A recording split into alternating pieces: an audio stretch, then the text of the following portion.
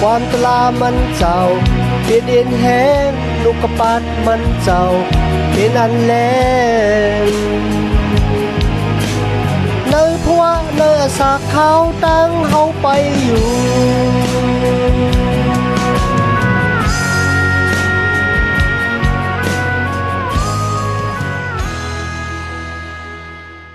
ประสงค่าพี่น้องผู้ดอมยินเสียงใต้ตีนับยำกุศลกูปายำดิกดังสายลมอีกปาดังข่าวลุงแรงเปิงไหลมาโหบทบโหบหญ้าพี่น้องค่ะกอดแทงวันหนึ่งเขาย้อนหาตังหักเมตตาตั้งนินเจอตังสมซื้อมนเปียวตีลูกตีเถาลาพระเป็นเจ้าเขาขามาแต่อยู่ในจุดตาอาศักนาหอนาเฮินนาทีการงานของเขาขากว่าหาเลยทบตั้งอ่อมอย่างแลหาเลยป่นเพอันเดแหละกามีดังเสียงสีกำค่ะเนื้อกาปานมือกูปอกันเนาะอันว่าก้นซื่อจัดเจ้าคือเหรอคะนะอาช่างอาตานตี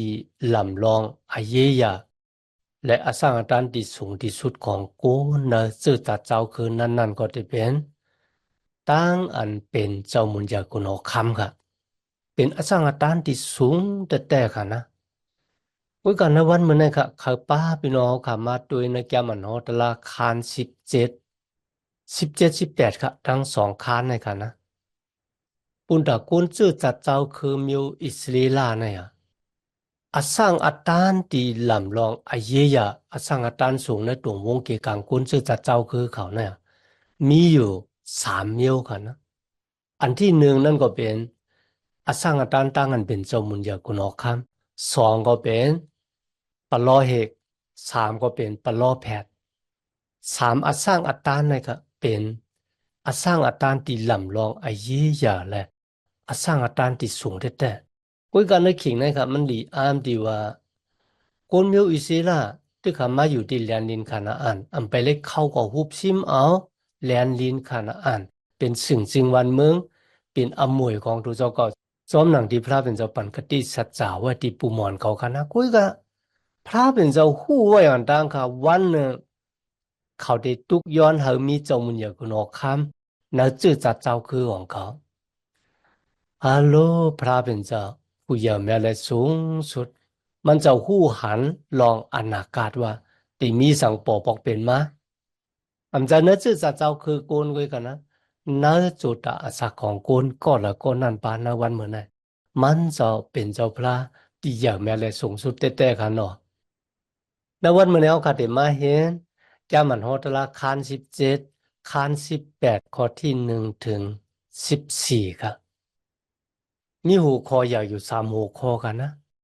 ตั้งอันปันตามก้นที่ไว้หูนางสร้างถูกตั้งอันปันตามก้นดิมถ่อมซบเอาความของภูมิอาณาอีกประดัง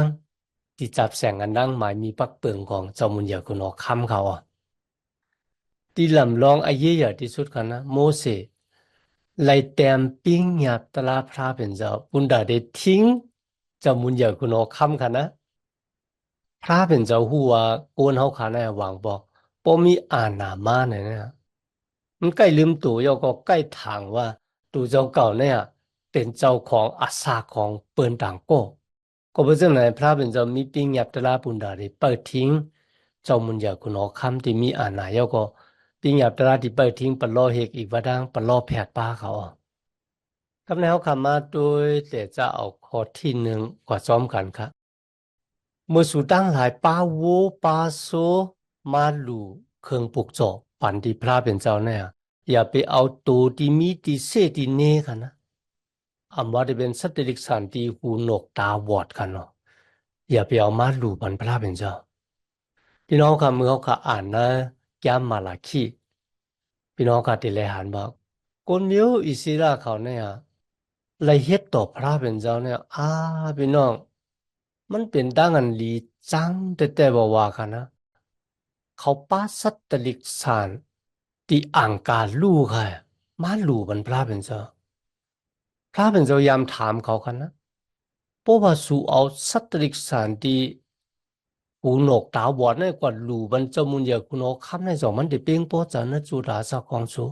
ในเขาเป็นพระเป็นเจ้าของสูนะ เป็นผู้ที่เลือกเก็บสูมานาเกกางโกนดังกำผาโลกาหลงเนี่ยนับอ่านเป็นเหงเจ้าคือเขาเลือกเก็บสูมาเป็นก้นของเขาก็บ่สังสูเฮ็ดจังไหนต่อเขาเนี่ยอาโลพี่น้องใจโกนเขาขาดไหนนะหลีโกแท้ๆค่ะนะที่ในปิ้งยาไว้ว่าพวกเขาติลูเครื่องปลูกจอปันพระเป็นเจ้าในลูไล่เอาเครื่องปลูกจอที่ดีที่สุดที่มีกายขันลงที่สุดค่ะนะพระเป็นเจ้าผู้มดจังข่าวสารเนี่ยมันเจ้าเต็มหาบขามเอาเครื่องปลูกจอที่มีกาขันที่เป็นอังการลู่เนี่ยค่ะแหละปลูกมามันค่ะข่าวลุงนางเบิงกว่าซื้อโวตัวหนึ่งมาไว้ทางดีนะโวตัวนั้นข้าอ่านเลี้ยงไว้อุ้ยกับวันหนึ่งค่ะ เมื่อข้ากวาดตีคอกข้าหันว่าวัวตัวนั้นอยู่มดีกินหวานขนาดจับตั้งเป็นปอยอกข้าเอาวัวตัวนั้นกวาดหลูบรรพระเป็นเจ้าเนี่ยอันนั้นค่ะนะโกนอาจเต็มหูปลอเหกอาจเต็มหูกุยกับพระเป็นเจ้าหูก็เพราะฉะนั้นพระเป็นเจ้าข้าเขาเฮ็ดต่อมันเจ้าเนี่ยมาดมันเจ้าเหมือนเจ้าว่ามันเจ้าปองคลาสังมีกายคันลงสังนัสุดาสักของเขาเนี่ยพระเป็นเจ้าข้ากุนมิวอิศิลาเขามีจัดเฉพาะเจ้าหนังไหน ในวันเมื่อในอีกบาดังเขาขาป้าค่ะนะพี่น้องค่ะเขาอย่าไปทางพิษทางเปิงที่พระเป็นเจ้าว่าพระเป็นเจ้าเขาเนี่ยเป็นพระเป็นเจ้าที่ผ่านน่ะที่แต่มันจะหลาดว่าเพราะว่าเขาเคยกินนะเครื่องปลูกโจทั้งหลายเนี่ยเอามาเนื้อลอยเนื้อกุ้งทั้งหลายเนี่ยเป็นของเขาดังเสียงทั้งหมดอ่ะ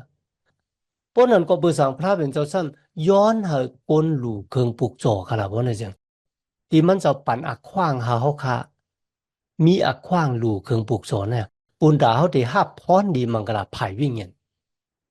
พรดีมังกรภายวิ่งเงินนั่นก็เป็นดังอันไรขามดังอันปวดวางขว้างหลอดปั่นบัวระเบิดมันเป็นอากิวบุญดาวค่ะค่ะนะมันจะอากิวบุญดาพระเป็นเจ้าณวันเมื่อไหร่ค่ะใครฟังสติปันสติปีน้องนะชื่อเจ้ากันนะอำว่าโคของเงินค้ำมาตั้งกินตั้งยับกันนะเสื้อผ้าคนนุ่งร่างไว้เพราะว่าเขาขาดเดียวกับปั่นก้นหับเจ้าพระเป็นเจ้ามิชชันนารีก็เยากันนะ เขาเอาคู่ของที่ดีที่สุดเนี่ยปั่นเขาอย่าไปเอาของเหลืออย่าไปเอาของที่เขาเจอเยามันไปเสียงเยาเลยก็ปั่นเขาให้ปั่นที่ดีที่สุดบนดาเขาพระเป็นเจ้าเป่งพอจันนะร้องได้แหละมันเจ้าก็ที่ปั่นพรดีมังกลาเดียวค่ะมาถึงข้อที่สองแต่เจ้าข้อที่สองกว่าสำหรับถึงปุนดาโกนที่ไวหุ่นหางสังทู่กันนะก็เพื่อสังค่ะก็บัวนักกาปานนั่นค่ะ อีกบาดังเมืองขนาอันที่คนมีอิสระตึกติเขาว่าหุบซิหมอเนี่ย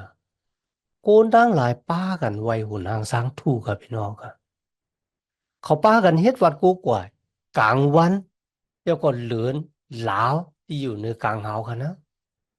พระเป็นเจ้าห้ามว่าเมื่อสู่เข้ากว่าที่นั่นนะสู่อย่าไปเฮ็ดวัดกูกว่าเหมือนเจ้าหนังโกนต่างสาวคือก็เบื่อเขาเฮ็ดวัดหุ่นหางสร้างทู่เลือนลาวกลางวันนี่แหละ เขาเลยลืบเขาออกป้นเสสิ่งวันเมืองในกว่าก็เบื่อเขาเฮ็ดลองด้านเลี้ยงเอเสร็จ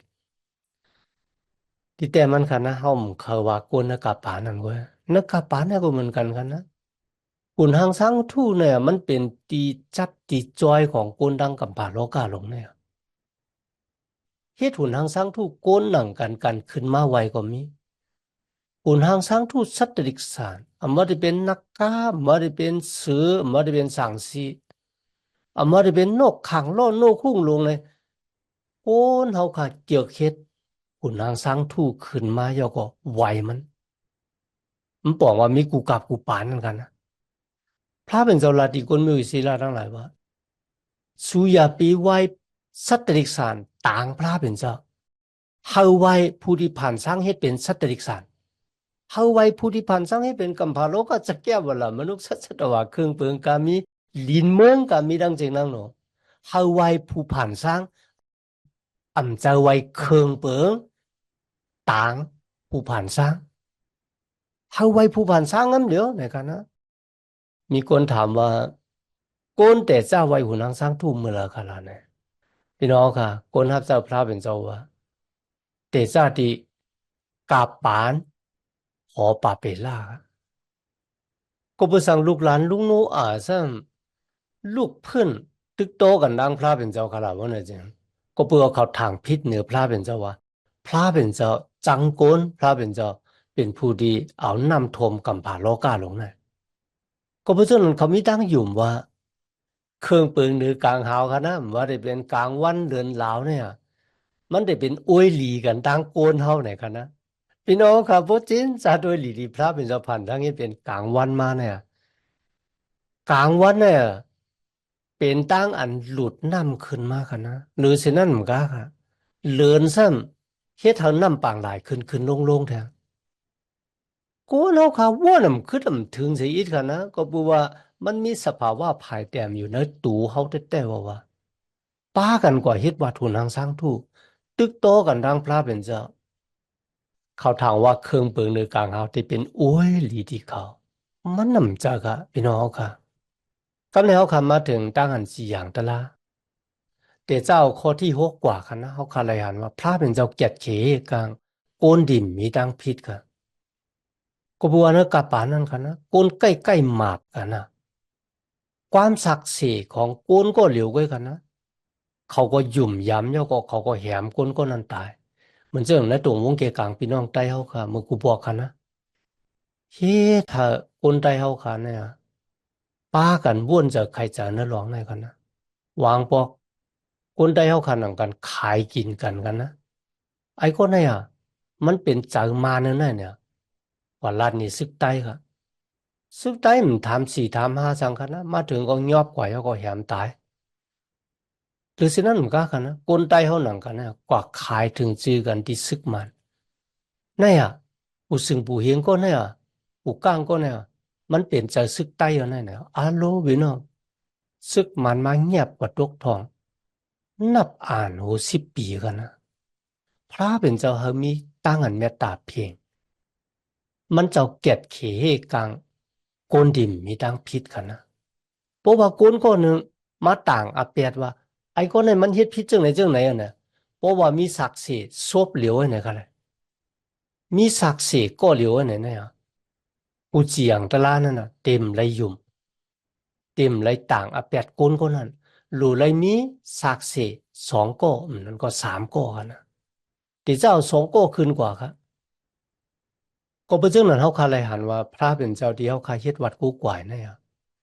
มันเจ้าฟังสติปันสติกลที่มีอาณาทั้งหลายว่าปสุเตเต็บตัดจีอย่างตลาบ่ไหนจังอย่าไปจีอย่างกลที่มีดังพิษก็บัววางก้นเนี่ยครับมันก็อยู่ภายก้นที่มีอาณาเสียก็ต่างอเปียกก้นที่มันจังเลยเฮ็ดให้ก้นที่มีดังพิษในรายขานทั้งอันแหมตายพระเป็นเจ้าลัดว่าในตรงวงเกกลางก้นเมียวอิเสลา สูรุเลยเป็นก้นที่จีอย่างตะลาซ้อมหนังตะลาก้นที่มีดังพิษอย่าไปจีอย่างอย่าไปปันตามตายที่เขาหรือเลยมีศักดิ์ศรีแต่จะเอา2 ก็ขึ้นกว่ากันนะในวันเมื่อนั้นค่ะซ้อมหนังเดี๋ยวค่ะใกล้ๆเลยยินมีดังอันปืนข่าวออกมาทางทีวีฮะดังลีกปืนข่าวฮะเนี่ยลุ่มจีอย่างตะลากินสู้กินลาบเนี่ยครับเฮ็ดให้ก้นมีดังพิษเลยขามตามตายเนี่ยก้นที่มีดังพิษซ้ำหลอดเนี่ยค่ะ ก็เปิดตั้งหันกินสู้กินละโอ้ยกะวันหนึ่งกันนะเมื่อจุกอยู่ต่อหน้าพระเป็นเจ้าอาโลเป็นวันดีลีกูแต่ว่าคำเดียวกันกำในมาถึงข้อที่8กันนะก็บอกคนมิวอิซีลาเขาเนี่ยหนึ่งคือค่ะเขาได้เลือกย้อยเอาคนที่มีตังหูมีสติปัญญาแล้วก็มีศีลมีธรรมเนี่ยกันนะต่างเขาเป็นผู้เสี่ยงแต่ละนั่นคือของตัวเจ้าก็กุ้ยกะเพราะว่ามีหวังเมียว เขา唔จางจีอย่างตะล่าไรกันนะเขาก็ได้ป้าก้นที่มีดังพิษเนี่ยเอาลองนั่นน่ะขึ้นมาสู่ปะลอเฮกอีกบาดังผู้เสียงตะล่าที่พระเป็นเจ้าต่างไว้ก็บัวปะลอเฮกเนี่ยเขาเป็นโกตีจุกอยู่ต่อหน้าพระเป็นเจ้าตาสิเขาหลู่ไล่จีอย่างซ้อมหนังปิ้งยับตะล่าพระเป็นเจ้าโยก็หลู่ไล่จีอย่างซ้อมหนังตะล่าค่ะป้มจีอย่างซ้อมหนังตะล่าในพระเป็นเจ้าเต ปันตามที่เขาอาจไปถึงตามตายกันนะกุ้ยก็บอกว่าในตรงวงเกกังคนมีอิสระกันนะที่มีปิงยับตรา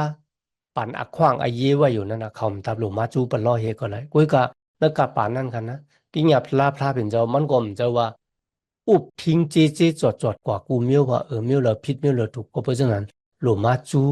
ปลอเหตุของพระเป็นเจ้าเมื่อมาถึงปลอเหตุกันนะปลอเหตุพระเป็นเจ้าจีอย่างจึงหนังหือเนี่ยมันบอกว่าตั้งอันจีอย่างตะลานั้นก็สุดเสียงย่อก็หลุดละเอียดจ้อมค่ะเพราะว่าก็ตีปาตั้งอันจีอย่างตะลาเนี่ยมาจูปลอเหตุย่อมันนำเฮ็ดจ้อมมันเงื่อนกว่าดังซ้ายดังขวาว่าเนี่ยจังก้นนั่นน่ะตักไหลขามทั้งอันจีอย่างแทงค่ะก็เพราะฉะนั้นความจีอย่างตะลาของปลอเหตุนั่นน่ะมีอานาแต่ว่าหลุดละเอียดจ้อมนั่นกันนะกำในมาถึงปีหยับตะลาที่จับแสงอันดังก้นที่จะเป็นเจ้ามุนยากุนอค่ำค่ะก้อยกันในขิงในเขาไปมีกันนะพระเป็นเจ้าหู้ว่า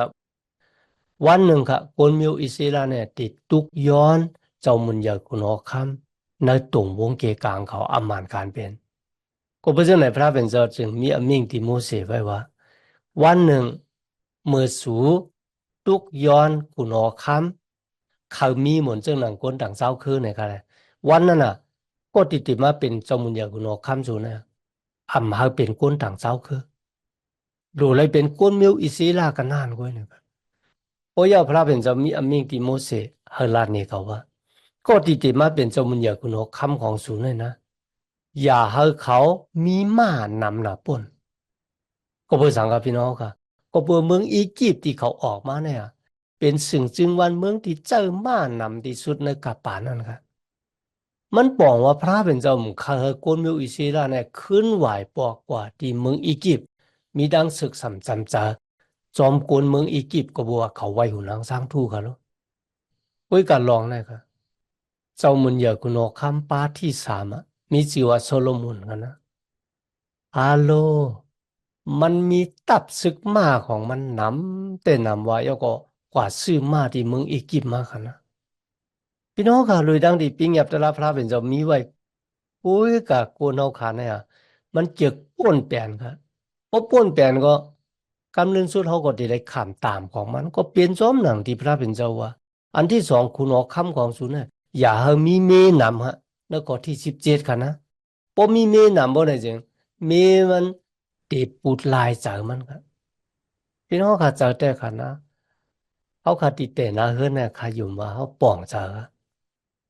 ตั้งอันซ้อมเจอมีก็เหลียวเนี่ยนะว่ามันก็หรือว่ากว่าแห้งเอากันนะกำเนิดพวกมีนำบ่เนี่ยจึงอร่อย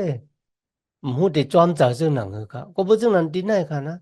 โซโลมอนก็เลยเฮ็ดจังไหนแต่ค่ะเอามีนำแต่ว่ากันแล้ว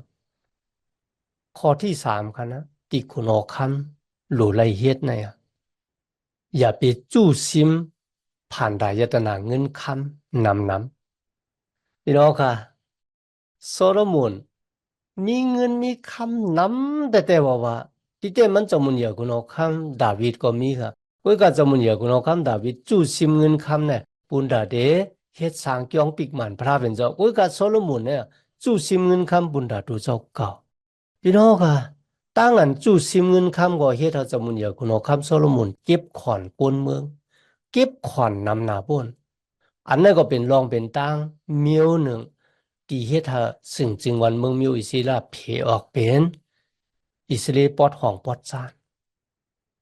ก็เพราะฉะนั้นปิ้งยับตะลาพระเป็นเจ้าแต้มหมายไว้จังหนังบ่ว่าเฮาคำถอมเฮาบ่เฮ็ดจอมบ่ไหนจังพี่น้องค่ะต่างตกซุมตักปอปอกเป็นมามันจะนั่นนาหอนาเฮือนก็เนื้อจื้อจัดเจ้าคือโกนกำเดียวกันนะพระเป็นเจ้ามีมิ่งที่โมเสสหลัดนี่คนมิวอิสราว่ามือสูมีเจ้ามุนยากุนอคำอยู่นะเฮาเจ้ามุนยากุนอคำสูเนี่ยมากูเอาสมาแก้มดิกเนี่ยกว่าไหวหิมมันเยาก็เฮามีสมาแก้มดิกเป็นคุณหอคำที่มีสมาแก้มดิกเยาเป็นคุณหอคำที่อ่านสมาแก้มดิกเยาก็กำจ้างจอมหนังสมาแก้มดิกปุนตัดตัวมันและลุกลางของมันติเลยอุบเปิงเป็นเจ้าเป็นกุนสืบตามกว่าปิ้งหยาบตะลาพระเป็นเจ้าเนี่ยมันเปิดแกะเคเฮกังเจ้ามุนยากุนหอคำกันนะปุณณะเจ้ามุนเยากุโนคำเต็มลืมตัวกันนะว่าตัวเจ้าเก่าก็เป็นก้นหนึ่งที่เกิดมาเนื้อจื้อสัตว์เจ้าคืนนั่นเป็นก้นโยโย่เนี่ยครับกุ้ยกับตั้งอันเขาเลยเป็นเจ้ามุนเยากุโนคำเนี่ยพระเป็นเจ้าเป็นผู้ต่างเขา และโกนนั้นสึงจึงวันเมืองนั่นน่ะเป็นก็ที่หับขามเขาป้อมมีปิญญาตลาพระเป็นเจ้าเขาได้ยุคตัวเจ้าเก่าขึ้นเขานะสมหนังเดียวก็ใกล้ๆเลยยินเขานะหลายก็ในกำผาในเขานะเมื่อเขาเลยเป็นคุณโอข้ามเนี่ยค่ะหึงอำนานกันนะเขาได้ยุคตัวเจ้าเก่าว่าข้าเป็นพระเนี่ยฮัลโหลพี่น้องไอ้ในสภาวะของโกนค่ะนะมันเป็นสภาวะภายแต้มที่อยู่ในใจเขามันใกล้ลืมตัวจังหนังเลยก็เพราะจังหนังนั้นพระเป็นเจ้าจึงมีอำเมียงที่เขาว่าคุณหอคำของสูเนี่ยรู้เลยเป็นคุณหอคำที่มีสมาจารดิกพระเป็นเจ้ายกติอ่านกูวันต่อจูอาสาของเขาในเขาคำนี้เอาคำมาถึงแก้มันโฮตละขั้นที่18กันนะที่เป็นลองตั้งที่จับแสงกันนั่งปลอเฮกอีกบาดังปลอแผดยกตั้งอัน7 เซจามด้วยปลอแผดแต่นะครับเลยแต่เจ้าข้อที่หนึ่งนะครับที่เป็นลองดังอันคนมีอิสลาเขาหรือเลยล้อมหรือลุ่มลาปลอเฮกของเขาคนเลวีที่เป็นปลอเฮกคนนั้นคือเลวีตั้งเสียงเนี่ยเขามีปุญมีส่วนเนอะอมวยเนอะแลนดินคณะอันก็กุยกับพระเป็นเจ้าเนี่ยที่เป็นอมวยของเขาต่างกี้สู่พระเป็นเจ้าจอมหลังที่มีแต่หมายไว้ในสมัยจำดีกันนะพระเป็นเจ้าเลยมักค้านว่าคุณหัวคำหรือมีเงินเหลือนหรือมีการกินจางไหนกันเลยกุยกับบุญดาปนมิวลิวีเนี่ยที่เป็นปลอเฮกหลวงปลอเฮกเนี่ยกันนะพระเป็นเจ้ามีอมวยบุญดาเขาเพราะว่าคนมิวอิสลามเอาเครื่องปลูกโจมาดูกันนะ เนื้อสันขาหน้าว่าว่าที่เป็นแกมดังสองผายแล้วก็ว่าที่เป็นเนื้อต้องมันเนี่ยอันนี้เป็นปุนตาปะล้อเฮกะหรือสินั่นก็ที่จับเสียงกันนั่งมาเข้าเต้าน้ำของก้นมิวอิซีลาค่ะนะเมื่อเขาปาดน้ำเย้าค่ะ10 ปูน1 ปูนเขาได้เลยมาหลู่ที่จ้องปีกมันอันนี้เป็นปูนเป็นส่วนของปะล้อเฮกะนะอันมาได้เป็นน้ำเราหมักสปีด5น้ำมัน5ขนโซติเขาแก๊สติเขาให้ปอกกันดังสุดเนี่ย ลองดังซื้อเนี่ยติดแล้วมาหลูบันปะโลเฮกติดแล้วมาหลูบันก้นดีพี่ค่ะนั่นเป็นลองดังดีพระเป็นเจ้ามักค้านไว้เป็นล็อกไล่ดีพระเป็นเจ้าตีห้าการงานของมันเจ้าเนี่ยแต่อยู่ในกำผาโลกาลงเนี่ยต่อว่าถึงวันดีเจ้าเกศชอดเจ้ามีเสียมากเกิดพี่น้องค่ะลองดังเลยค่ะนะมันดีอ้ามนะมันเลยลูกตีโกนมามันลูกตีพระเป็นเจ้าค่ะ เจออิสราเอลทั้งหลายป้ากันมาอุบกลุ่มขึ้นปางกลุ่มเยาก็อุบกันว่าเขาได้เฮ็ดจึงหนังเงิมจะป้าเป็นจะเป็นก็ที่มักคานว่า12 คืนเนี่ยโหลเลยเลี้ยงก้นหรือวี1 คืนที่เป็นก้นหับเจ้าของเขาที่เข้านอกออกนะอยู่ตัวหน้าเขาเป็นก็ที่อยู่วงกลางตั้งก้นตั้งพระเนี่ยสู่โหลไล่ล้อมรูลุ่มละพี่น้องกันนะวันมันเนี่ยหลวงปองจึงหลายซึ่งวันเมืองก็เอาลองได้ครับ มาหลอมหลูลุ่มล้าโกนดีอาศักอยากคะนะโกนดีอาศักป่น60 ปีกว่าเนี่ยโกนจุบหมากเนี่ยติเลยทำขอนเดียวก็เอาเงินทำขอนของเขานั่นนะมาหลอมหลูลุ่มล้าคนเฒ่าคนแก่มันเป็นล็อกไล่ตีง่ายกันดังสมัยแก้มลิกของพระเป็นเจ้าแต่ค่ะนะก็ไม่มาถึงข้อที่เก่าในค่ะนะเมื่อสู่ทั้งหลายเข้าก่อนนะเรียนลินที่พระยาเว พระเป็นเจ้าของสู่ปันสู่นั่นน่ะสู่อย่าเปเฮ็ดจอมหนังลองดังอันลีหังเอเซตของก้นต่างเจ้าคือแล้วก็ที่10มีไว้ว่าอย่าให้ก้นก็หนึ่งก็ละแล้วเจอจากเจ้าคือของสู่เนี่ยให้ลูกใจลูกยิงของสู่เนี่ย